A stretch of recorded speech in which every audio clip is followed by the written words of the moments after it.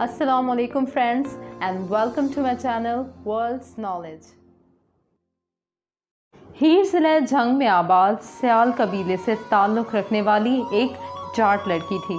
वो इंतहाई खूबसूरत थी और इलाका भर में इस जैसी हसीन लड़की नहीं थी। और दूसरी जानिब रांझा भी जाट और दरिया चन्नाब के किनारे आबाद एक गांव तख्त हज़ारा का ही वासी था। रांझा बाप का चहेता होने के नाते वो जंगलों में फिरता, मंजली यानी बांसुरी बजाता रहता। मालो दौलत की फरमानी की वजह से इसने अपनी ज़िंदगी में कम ही दुख देखे थे। जब रांझा का बाप फौत हो गया तो इसका मुश्किल तरीन दौर शुरू हो गया। पहले ज़मीन के मामलात पर इसके भाइयों से झगड़ा हुआ और फिर भाइयों ने इसे खाना देने से भी इनकार कर दिया। वादी चनाब इन दो इश्क करने वालों की दास्तान मुकम्मल सुनने से पहले अगर आप हमारे चैनल पर नए हैं तो हमारे चैनल को सब्सक्राइब कर दें। हीर रांझा की मोहब्बत की कहानी जिसे वारिस शाह और दीगर शौरा कराम ने बयान किया है के मुताबिक हीर जंग के नवाब सयाल ख़ानदान के एक शख्स चूचक की लड़की थी, जिसके हुस्न जमाल की शोहरत 4 वंग आलम फैल चुकी थी। कस्बा तख्त हज़ारा ज़िला सरगोदा के एक शख्स रांझा नामी जो मर्दाना हुस्न का नमूना था, हीर के हुस्न की गायबाना शोहरत से मुतासर हुआ और हीर के ख़यालात में गुम रहने लगा। बाप के मरने के बाद रांझे के भाइयों ने भी मुंह मोड़ लिया और उसकी भाभियों ने भी इसे तानों तशनों से नवाजना शुरू कर दिया और कहा कि तुम नवाबी छोड़ दो और जंग की हीर सयाल के पास चले जाओ, वही अब तुम्हारी रोटी पकाएगी। रांझा अपनी भाभियों के तानों से तंग आकर जंग की तरफ चल दिया। जंग बेले में सफ़र करता हुआ जब जंग के पास चनाब के किनारे पहुंचा तो एक आरास्ता कश्ती देखी जिसमें फूलों की चादरें बिछी हुई थीं, लेकिन इसमें कोई आदमी मौजूद ना था।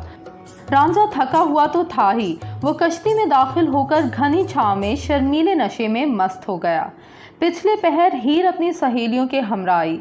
इसने कश्ती में अजनबी को सोया हुआ देखा तो इसकी नवाबी भड़क उठी, इसकी गैरत बेदार हुई और इसने अपनी सहेलियों के साथ कश्ती में दाखिल होकर रांझा को नींद से जगा दिया और रांझे के साथ सख्ती के साथ पेश आई और दोनों ने एक दूसरे की जानिब देखा। हीर अजनबी पर सख्त खफा हुई, लेकिन इस खूबसूरत नौजवान से नजरें मिलने के बाद इसका अंदाज इंतहाई नरम हो गया। ये पहली मुलाकात दोनों के दरमियान मुस्तकिल इश्क की बुनियाद बन गई। रफ्ता रफ्ता दोनों करीब हो गए। चूचक ने हीर की सिफारिश पर इसे भैंस चराने के लिए मुलाजिम रख दिया। रांझा हीर की भैंस लेकर जंगल बेले ले जाता। हीर घी में गूंदी हुई रोटियां इसे पहुंचाती।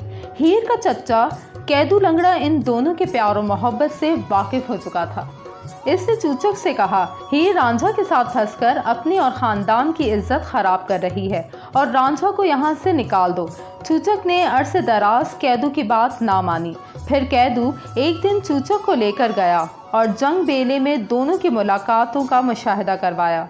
चूचक ने घर वापस आकर रांझे को नौकरी से निकाल दिया और हीर का रिश्ता सैयदु कौम खेड़ा साकिन रंगपुरा के रहायशी से तय कर दिया। उधर चूचक की भैंसें जो रांझा की मंजली में मस्त रहती थीं, रांझा की जुदाई में उदास रहने लगी, यहाँ तक कि चारा खाना और दूध देना भी बंद कर दिया। दूसरी तरफ रांझा हीर के लिए बेकरार रहने लगा और हीर अपने महल में मुस्तरब थी। हीर का निकाह सैयदो खेड़ों से कर दिया गया और हीर को डोली में लेकर रंगपुरा चले गए, मगर वो रांझा के लिए उदास और परेशान रहने लगी। इसने सैयदो खेड़ों को अपना खावन तस्लीम करने से इनकार कर दिया। हीर को यहाँ एक राजदार सहेली सहती जो हीर की नंद भी थी से मुलाकात करके बहुत तकवीत हासिल हुई। सहती भी एक शख्स मुराद से मोहब्बत करती थी, मगर इन दोनों के दरमियान भी एक दीवार हाइल थी। रांझा हीर से मुलाकात के लिए बेकरार रहता था।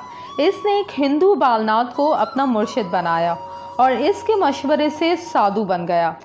कान छिदवा लिए और जोगी बनकर भेस बदलकर रंगपुरा पहुंचा और सैयदो खेड़े के मकाम पर सदा लगाई। खेड़ों की औरतें जिनमें हीर और सहती भी शामिल थीं, साधु को खैरात देने बाहर निकली। हीर ने रांझे को पहचान लिया और रांझा ने अपना मकसूद देख लिया। दोनों के उदास चेहरे चुंदिया गए। रांझा ने रंगपुरा में डेरा लगा लिया और खैरात के बहाने हीर का दीदार करता रहता। बिलाखिर सहती और हीर ने मिलकर प्रोग्राम बनाया। इसके मुताबिक हीर को सांप ने डस लिया। जब हीर बेहोश हो गई तो इसने कहा, जहरीले सांप डसने का इलाज इस साधु के पास है जो कई दिनों से रंगपुरा के करीब डेरा लगाए हुए है।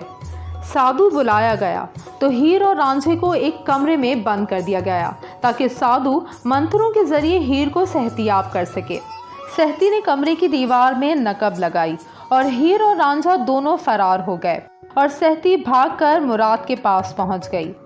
आज तक जितने शायरों और अदीबों को पढ़ा है, इन तमाम की दास्तानें यहाँ तक तकरीबन मुत्तफिक हैं। इसके बाद के वाक़यात में शदीद इख्तलाफात पाए जाते हैं। बाज़ कहते हैं रांझा को खेड़ों ने जंगल में पकड़कर मार दिया था और बाज़ का कहना है कि दोनों को कत्ल कर दिया गया था।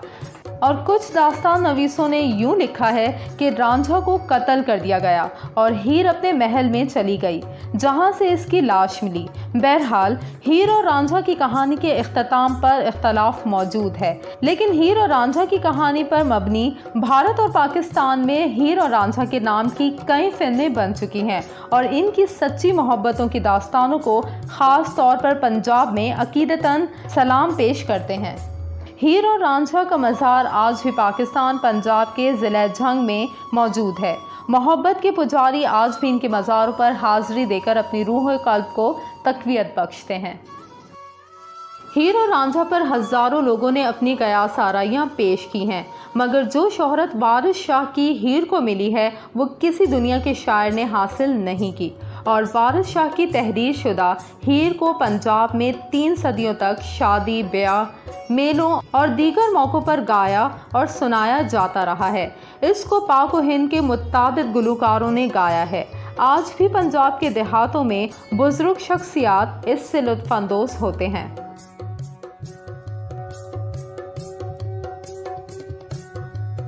अगर आपको हमारी ये वीडियो पसंद आई तो हमारे चैनल को सब्सक्राइब कर दें और साथ में दिए हुए बेल आइकन को ज़रूर प्रेस करें ताकि हमारी हर वीडियो आपको बर वक्त मिलती रहे।